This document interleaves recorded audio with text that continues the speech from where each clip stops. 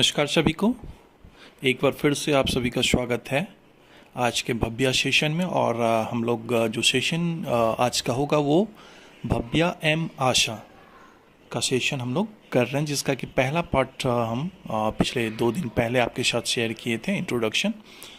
इस पार्ट में हम आपके साथ शेयर करेंगे कि कैसे भव्या एम आशा में आशा लॉगिन करेंगे और लॉगिन करने के बाद उनको प्रोफाइल कैसे अपडेट करना रहता है और प्रोफाइल के साथ हम लोग नया पंजीकरण कैसे करेंगे, इसके बारे में इस सेशन में हम लोग जानेंगे। भव्या के इस सेशन में हम लोग देखेंगे कि कैसे प्रोफाइल का एंट्री करते हैं, कैसे हम लोग भव्या एम आशा में नए लाभार्थी को जोड़ेंगे, भाषा का सेटिंग कैसे चेंज करेंगे, इस चीज़ की भी जानकारी लेंगे। तो यदि आप पहली बार हमारे इस वीडियो को देख रहे हैं तो चैनल को ज़रूर सब्सक्राइब कर लीजिएगा और वीडियो पसंद आए तो लाइक, शेयर और कमेंट करना नहीं भूलिएगा। तो चलिए हम लोग आज का सेशन स्टार्ट करेंगे।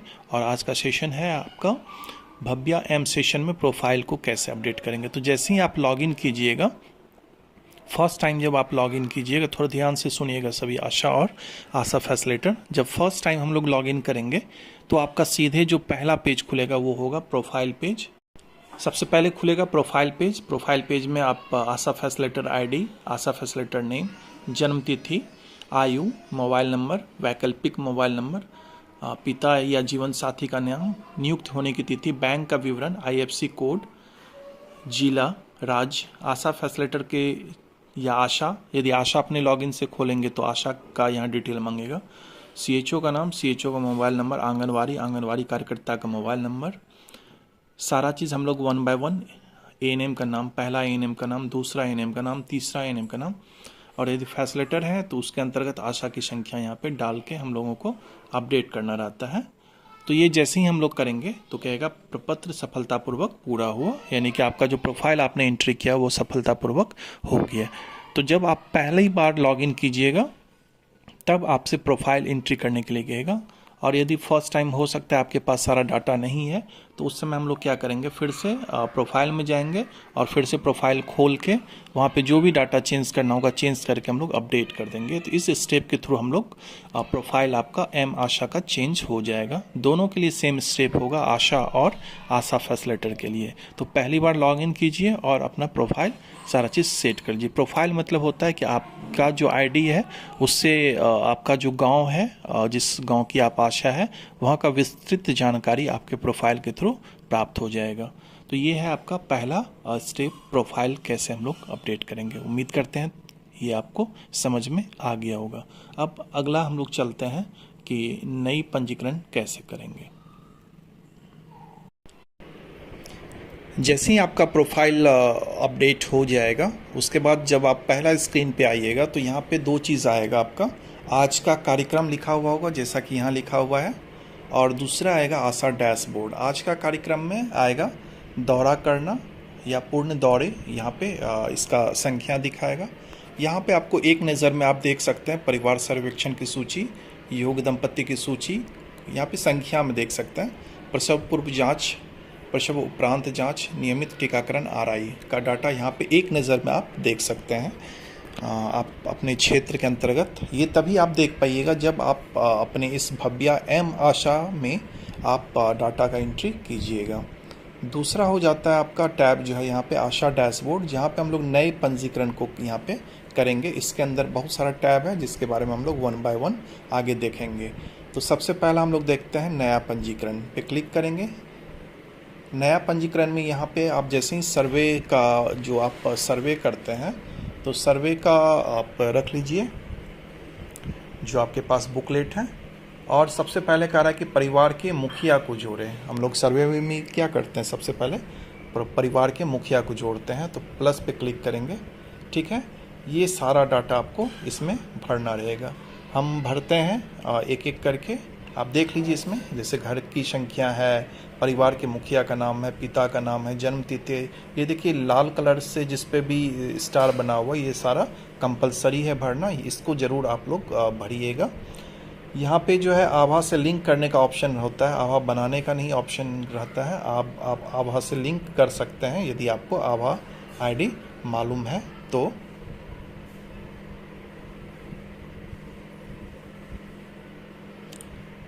यहाँ पे मोबाइल नंबर कंपलसरी है डालना, गांव का नाम, वार्ड का नाम, मोहल्ला, टोला, ये सारा देने के बाद हम लोग फिर आगे यहाँ पे जोड़े पे क्लिक करेंगे। तो आप एक सर्वे से आप एक डाटा उठाइए, परिवार के मुखिया का नाम, और एक डाटा हम लोग यहाँ पे ऐड करते हैं। ठीक है, तो चलिए आप सर्वे से उठाइए डाटा। चलिए, इसमें हमने मुखिया का जो विवरण था वो हमने डाल दिया, सारा डाटा, मोबाइल नंबर कंपलसरी था। अब हम लोग यहाँ पे आगे जाएंगे। यहाँ पे कह रहा है कृपया जीवन साथी का नाम दर्ज करें।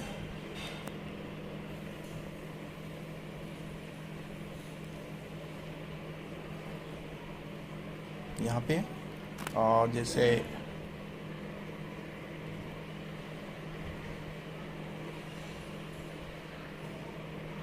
अब यहाँ पे सबसे पहला जो टैब था ये था मुखिया का विवरण, हमने डाल दिया। अब उनका जो भी यहाँ पे जीवन साथी वाले कॉलम में हम लोग डालेंगे, अब उसका विवरण हम लोग को यहाँ पे 1 बाय 1 डालना पड़ेगा। सेम डाटा रहता है, आप एक बार खुद से देखिए। यहाँ पे जीवन साथी का विवरण जब आप ऐड कीजिएगा तो सबसे लास्ट में आपसे पूछेगा कि क्या महिला गर्भवती है। तो यहाँ पे यदि गर्भवती है तो हम लोग हाँ करेंगे, यदि नहीं करेंगे तो यहाँ पे नहीं डाल देंगे। ठीक है, यदि नहीं करेंगे तो क्या आपका आपका साथी परिवार नियोजन अपना रहे हैं। यदि हाँ करेंगे तो यहाँ पे फिर आपको उसका पूछेगा कि कौन सा तरीका वो यूज कर रही हैं, और यदि यहाँ पे नहीं करेंगे, ठीक है, तब आपसे कोई क्वेश्चन नहीं किया जाएगा आगे। यहाँ पे एक बार हाँ में देखते हैं कि क्या क्या ऑप्शन है। हम एक एग्जांपल लेके चलेंगे हाँ का भी। तो इसमें ढेर सारा ऑप्शन है, जो भी हम लोगों का बास्केट ऑफ चॉइस रहता है परिवार नियोजन का, वो सारा चीज़ है यहाँ पे। तो अभी हम लोग क्या कर देते हैं, इसको नहीं कर देते हैं। ठीक है, अब हम लोग यहाँ पे जोड़े पे क्लिक करेंगे। तो यहाँ पे देखिए कि नया सदस्य जो है आपका जो परिवार का मुखिया था और उसकी जो पत्नी थी, उस दोनों का हमने डाटा यहाँ पे ऐड कर दिया है। ठीक है, अब हम लोग इस परिवार के साथ और सारे सदस्य का नाम जोड़ सकते हैं। ये देखें हम लोग कि सिंपल सा था कि गर्भवती का नहीं दिए थे हम लोग इसमें। अब हम लोग जो अगला केस लेके चलेंगे कि गर्भवती रहेगी और उसके बच्चे भी रहेंगे, तो इसमें बच्चे वाले कॉलम को भी हम लोग इसमें डाटा देखेंगे। फिर यदि नया सदस्य जोड़े में जाएंगे तो फिर से सारा डाटा आप यहाँ पे इसी परिवार के सदस्य को जोड़ सकते हैं। ठीक है, अभी आपने देखा कि हमने जब क्या आपके बच्चे हैं वाला कॉलम में हम लोग कुछ नहीं डाले थे। अब दूसरा केस लेके चलते हैं हाँ। ठीक है, आगे जाएं। आगे जाने के बाद यहाँ पे फिर जीवन साथी वाला कॉलम आएगा, फिर हम लोग आगे जाएंगे। कृपया आयु 15 से 120 वाले बच्चे, यहाँ पे आयु डालना है कहीं पे, देखिए यहाँ पे आयु नहीं डाले हुए हैं।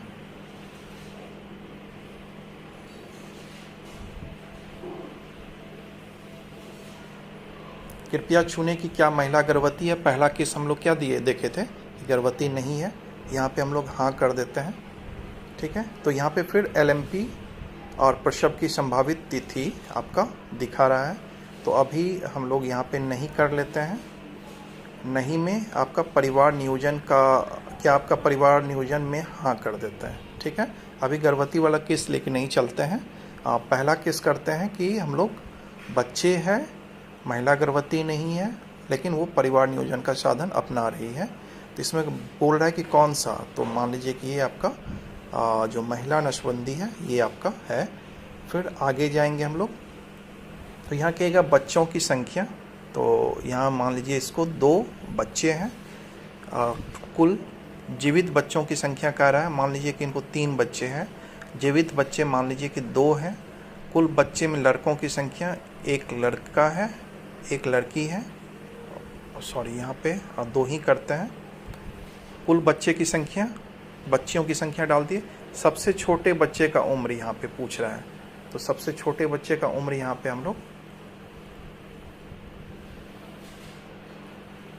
17 साल का जोड़ देते हैं। सबसे छोटे बच्चे की उम्र का यूनिट साल, मतलब किसमें आप दिखाना चाह रहे हैं, ये 16 साल हुआ, महीना हुआ, मान लीजिए आप साल में दिखा रहे हैं। सबसे छोटे बच्चे आपके क्या है, लड़का है लड़की है, तो मान लीजिए लड़का है, ठीक है। ये हम लोग कर दिए। ये सबसे छोटे बच्चे का जो उम्र आपने 17 दिया है ना, तो ये 17 हो सकता है आपका महीना भी हो, तो इसलिए महीना में टिक कर देंगे। यदि साल वाला आप दिखा रहे हैं तो साल कर देंगे यहाँ पे, ठीक है, अपडेट कर देंगे। अब देखिए ये आपका इसका बच्चा का सदस्यों की संख्या जोड़ी जानी बाकी है। अभी 2 सदस्य को जोड़ना बाकी है। 2 कौन सा सदस्य? जो बच्चा अब इस परिवार के साथ है, इस सर्वे के साथ है, अब उस दोनों को हमको ऐड करने की ज़रूरत पड़ेगी, ठीक है। यदि यहाँ पे नहीं दिखाते तो ये आपका 0 देता, लेकिन अब सदस्यों की संख्या जोड़ना बाकी है, तो ये मतलब हो गया कि हम लोग इस परिवार के साथ, इस परिवार के मुखिया के साथ 2 उसके बच्चे को जोड़ना भी बाकी है। तो इस सेशन में अभी तक हमने देखा कि कैसे हम लोग किसी परिवार के मुखिया को जोड़ेंगे, कैसे उसके जीवन साथी को जोड़ेंगे। जीवन साथी वाले कॉलम में 2 चीज़ हमने दिखाया कि यदि वो गर्भवती है तो उसका डाटा हम लोग आगे देखेंगे कि कैसे उसका LMP भरेंगे, कैसे EDD भरेंगे। फ़िलहाल वो डाटा अभी मेरे पास नहीं है, लेकिन यदि आपके पास है तो आप कोशिश कर सकते हैं। दूसरा केस हमने देखा कि यदि वो आपका परिवार नियोजन का साधन अपना रही है तो हम लोग कैसे उसको बास्केट ऑफ चॉइस को सेलेक्ट करते हैं, और उसके बाद हम लोग बच्चे का विवरण देंगे। बच्चे का विवरण में देख लिए जितने भी बच्चे का आप डाटा दीजिएगा वो यहाँ पे लाल कलर में आ जाएगा। सदस्यों की जोड़ना अभी बाकी है, ठीक है। अब यहाँ पे आगे जाएंगे तो इसका घरेलू विवरण यहाँ पे आपको सेलेक्ट करना पड़ेगा, और जैसा कि NCD के अंतर्गत आप हम लोग करते थे, याद होगा। फिर आगे जाएंगे, ये सारा ऑप्शन है, आप एक एक करके जल्दी जल्दी इसको कर लीजिएगा। अब यहाँ पे कुल लाभार्थी जोड़े गए संख्या में 2 आ गया, यहाँ पे ठीक है, कर देंगे। अब यहाँ पे देखिए कि